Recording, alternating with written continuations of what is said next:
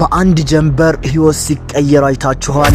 ሜካፕ የሌለበት ሰው ሰራሽ ጌጣጌጥ ያልተደረገበትና ምንም አይነት ፊልተር ያልተጠቀመ ውበት ዓለምን ሊያነጋግር ይችላል ብላችሁ ታስባላችሁ? ከአንድ ገጠር ተነስታ ዛሬ ትላልቅ የዓለም አቀፍ ሞዴሊንግ ድርጅቶችን ስልክ እያጨናነቀች ስላለችው የከምባታዋ ኮከብ ኤልዛቤት አስገራሚና ለማመን የሚከብዱ ድሎች። ሁሉም ነገር የጀመረው በምስራቃዊ ኢትዮጵያ ውብ መልክዓ ምድር ባላት ከምባታ ዞን ውስጥ ነው። የጉዞ አድዋ የሃይኪንግ ቡድን አባላት አካባቢውን ለመጎብኘት ባቀኑበት ወቅት ነበር ምስክር ከበደ የተባለ ፎቶግራፈር በአጋጣሚ የዚችን ታዳጊ ውበት በካሜራው ያስቀረው። ኤልዛቤት በዚያ ቅጽበት የነበረችው የገጠር ህይወት ውስጥ በየዋህነትና በተፈጥሯዊ ደስታ የተሞላ ነበር። ፎቶግራፎቹ በማህበራዊ ሚዲያ ላይ እንደተለቀቁ ነበር ልክ እንደ ሰደድ እሳት የተሰራጩት። ምክንያቱ ምን ይመስላችኋል? ኤልዛቤት ፎቶዎቹ ላይ የምትታየው ያለምንም ሜካፕ ያለምንም ሰው ሰራሽ ጌጣጌጥ ፈገግታዋና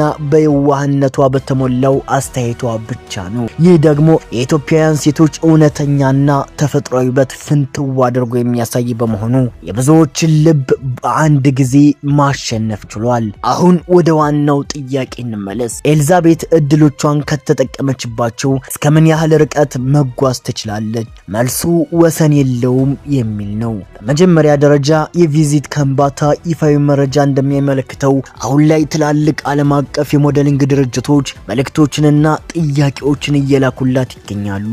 ይህ ማለት ኤልዛቤት የኢትዮጵያ ብቻ ሳይሆን የዓለም አቀፍ የፋሽን መድረኮች አዲስ ተፈላጊ ፊት ልትሆን ትችላለች ማለት ነው። እድሉን በሚገባ ከተጠቀመችበት ዓለም አቀፍ ሱፐር ሞዴል መሆን ትችላለች።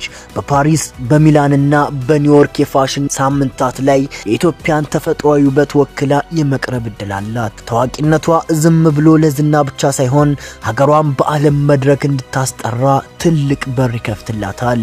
ይህ አጋጣሚ ለታዳጊዋ ዝም ብሎ ታዋቂነትን ብቻ ሳይሆን የተሻለ ህይወት እንድትመራና ህይወቷን ሙሉ በሙሉ እንዲቀይር የሚያስችል አቅም አለው። በአጭሩ ኤልዛቤት የነገዋ ትልቅ ኮከብ የመሆን አቅም ያላትና በአሁኑ ወቅት በዓለም አቀፍ ተቋማት ትኩረት ውስጥ ያለች ታዳጊ ናት። ነገር ግን ይህ ሁሉ ድል አልጋ ባልጋ የተነጠፈ ላይሆን ይችላል።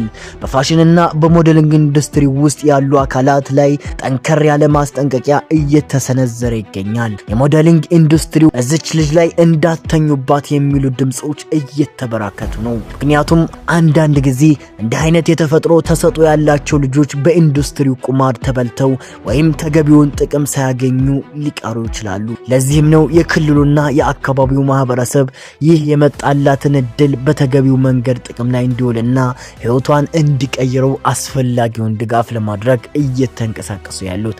ይህ ድጋፍ ኤልዛቤትን ከአጭበርባሪዎች ከመጠበቅ ባለፈ በሙያዊ ውስጥ በዘላቂነት እንድትቆይ ያደርጋታል። የኤልዛቤት ታሪክ የሚያስተምረን ትልቅ ነገር ቢኖር እውነተኛ ውበትና ተሰጥኦ የትም ቦታ ቢደበቅም አንድ ቀን ብቅ ማለቱ አይቀርም የሚለውን ሀቅ ነው። በገጠር ህይወት ውስጥ በየዋህነት ትኖር የነበረችው ልጅ ዛሬ የዓለም አቀፍ ተቋማትን ትኩረት መሳቧ ፈጣሪ ሰውን ማሳደግና ማስከበር ሲፈልግ መንገዱ ስፍር ቁጥር የለውም የሚለው ያስታውሰናል። ይቺ በተፈጥሮ ውበት የተባረከች ታዳጊ የጀመረችውን አዲስ የህይወት ምዕራፍ በተሳካ ሁኔታ እንድትወጣ ሁላችንም መልካም ምኞታችንን ልንገልጽላት ይገባል። እናንተስ የኤልዛቤትን ወደፊት እንዴት ታዩታላችሁ? በዓለም አቀፍ የሞዴሊንግ መድረክ ላይ ስትመጣ ማየት ትፈልጋላችሁ? ያላችሁን አስተያየትና ማበረቻቻ ኮሜንት ላይ አስፍሩልን። ለዛሬ ይዘንላችሁ የመጣነው ዝግጅት እዚህ ጋር ያበቃን። ቸር ቆዩልን።